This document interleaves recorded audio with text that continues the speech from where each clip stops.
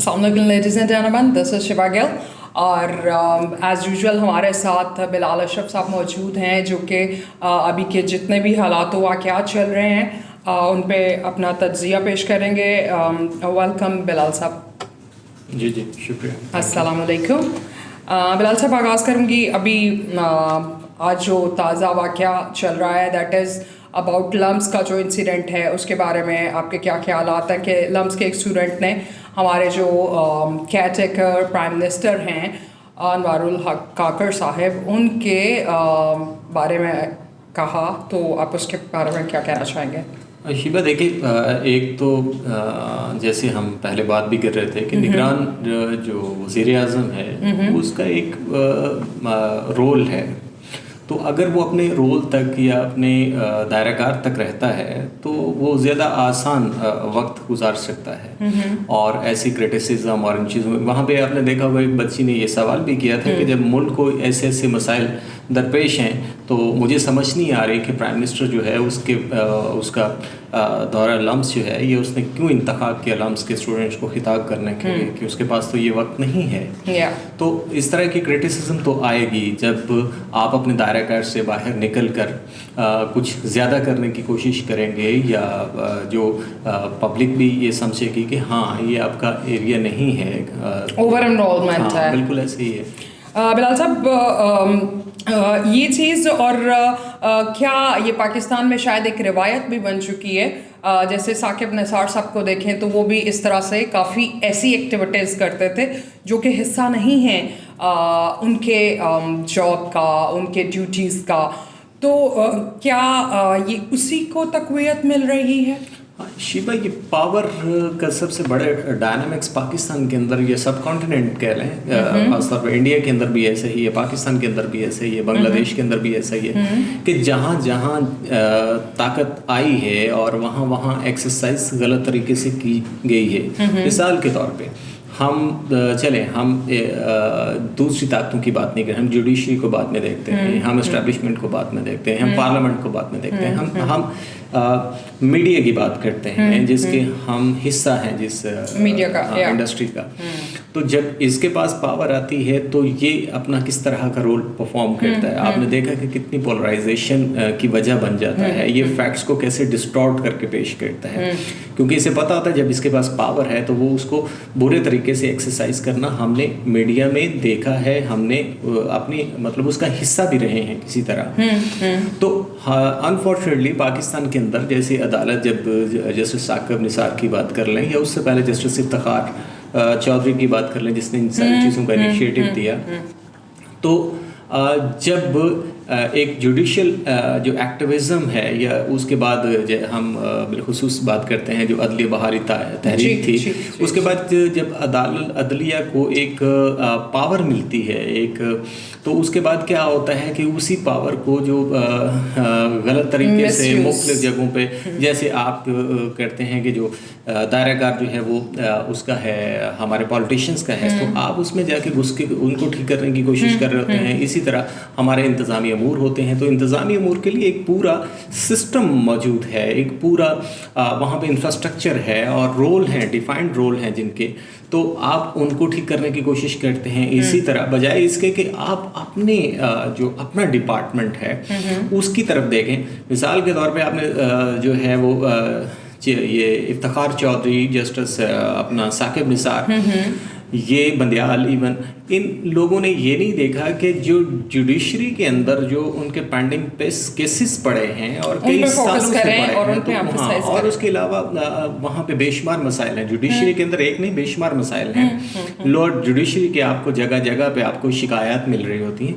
تو آپ کو تو ایک اپنے ڈپارٹمنٹ کو ٹھیک کرنے کی ضرورت ہے, بجائے اس کے کہ اس کو ریگولیٹ کریں. آپ اٹھتے ہیں, اٹھ کے گھس جاتے ہیں, آپ دوسرے امور میں چلے جاتے ہیں جس میں آپ کہہ سکتے ہیں کہ آپ کو لگتا ہے کہ واسا جو ہے وہ کام ٹھیک نہیں کر رہا, آپ کو لگتا ہے وابڈا کام ٹھیک نہیں کر رہا, آپ کو لگتا ہے کہ اچھا یہ جس روڈ سے میں گزر رہا ہوں اس روڈ کے اندر جو ہے وہ سول ورک اچھا نہیں ہوا. یہ آپ کا کام نہیں ہے, یہ جس ڈپارٹمنٹ کا ہے اس سے ریلیونٹ رہنے دیجیے. اور ہم بھی واپس اپنی خبر کی طرف آتے ہیں کہ یہ آپ as on the other side of the picture अगर हम देखें तो एक बच्चे ने जो इनिशिएटिव लिया, एक स्टूडेंट ने जो अपना इजहार ख्याल किया उनके वक्त की पाबंदी पे, या फिर उनके शायद वो डेकोरम की चीज़ें ना हो जिस पे वो फॉल करते रहे, और फिर उनको ऐसे इनकाउंटर फेस टू फेस मिले। मीडिया और डिजिटल वर्ल्ड का टाइम है, सारी चीज़ें with in the Wink of आई जो हैं वो पब्लिक हो जाती हैं। तो ये आपको लगता है कि अगर इस किस्म के इक़दामात किए जाएं from the public side, because it was a response from public, student was a part of public, तो वो कितना अप्रिशिएटिव है, लोगों ने बड़ा अप्रिशिएट किया इस चीज़ को। शिवा, एक तरह की पब्लिक पल्स है ना। आप पहली दफ़ा आप जो है वो उन जो गाड़ियों का कॉन्वॉय होता है वहाँ से निकलते हैं, या आप उन मीटिंग से बाहर निकलते हैं जहाँ पे सब अच्छा की रिपोर्ट दी जा रही होती, तो आप एक दफ़ा जाके जब पब्लिक पल्स को देखते हैं तो आपको समझ आती है कि आप किस जगह पे खड़े हैं। और ये बात जो है वो तमाम स्टेक होल्डर्स, आइदर वो पॉलिटिकल स्टेक होल्डर्स हों या फिर आप एस्टैब्लिशमेंट की बात कर लें, किसी की भी बात कर लें, ओके, तो उनके लिए ये बात जो है वो लम्हे फिक्रिय है कि आप पब्लिक पल्स को पहचानने की कोशिश करें। अब ये यूथ वो नहीं है और लोग वो नहीं है, अवेयरनेस इतनी आ चुकी है कि उन्हें सवाल करना आता है। हाँ, सवाल करना आता है। दूसरा, उन्हें दायरा कार का पता है कि क्या क्या आपकी लिमिट्स क्या क्या हैं। जब भी आप उन लिमिट्स को क्रॉस करेंगे तो लोग उस पर सवाल उठाएंगे। बिल्कुल ठीक है। थोड़ा सा डिफाइन कीजिए केयरटेकर का आपको कितना इंटरेस्ट नज़र आ रहा है, कि वो कितना एम्फसाइज कर रहे हैं जो एडमिनिस्ट्रेशनल ड्यूटीज़ होती हैं। बेसिकली केयरटेकर गवर्नमेंट का जो रिस्पॉन्सिबिलिटी है वो ये है कि अपनी एडमिनिस्ट्रेशनल ड्यूटीज़ जो हैं उनको निभाएं और उसको देखें, और मेन जो चीज़ है कि इलेक्शन के रिफॉर्म्स और उसकी एग्जीक्यूशन की तरफ देखें। तो इलेक्शंस कहाँ देखते हैं, और केयरटेकर गवर्नमेंट या केयरटेकर प्राइम मिनिस्टर जो हैं उनका कितना फोकस नज़र आ रहा है आपको इलेक्शंस पे? शिबा, देखिए इसमें आप देख लें कि जो केयरटेकर प्राइम मिनिस्टर हैं काकड़ साहब, उनका जो हम देखते हैं पिछले जब से उन्होंने वो यहाँ पे आए हैं, इस सीट पे विराजमान हुए हैं, तब से लेके अब तक आप उनकी स्टेटमेंट्स निकालें, आप उनकी स्पीचेस निकालें, आपको उसमें देखें कि कितने परसेंट उन्होंने वो बात कही है जो इलेक्टोरल प्रोसेस के लिए कही है।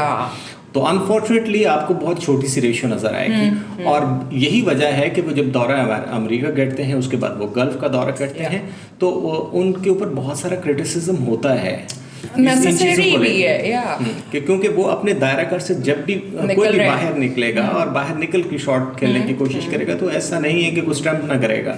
लोग अब ऐसे नहीं हैं, लोग उसके ऊपर सवाल उठाते हैं उन चीज़ों के ऊपर, उन्हें पता है कि इनका रोल क्या है और इनके इख्तियारात कितने हैं।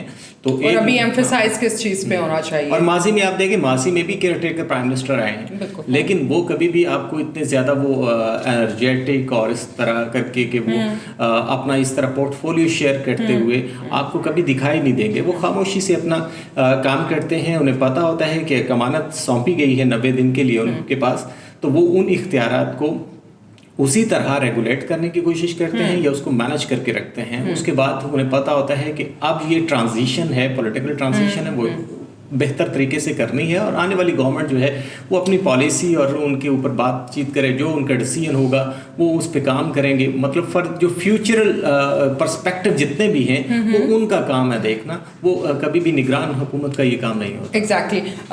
अच्छा, इस चीज़ पे अगर देखें तो इलेक्शंस आपको कहाँ नज़र आते हैं, और ये जो extra activities by prime minister या केयरटेकर गवर्नमेंट हमें नज़र आती हैं या उनके दौरे चल रहे हैं नेशनल या इंटरनेशनल, उसमें क्या कोई अकाउंटेबिलिटी होती है या they are free to do anything they want?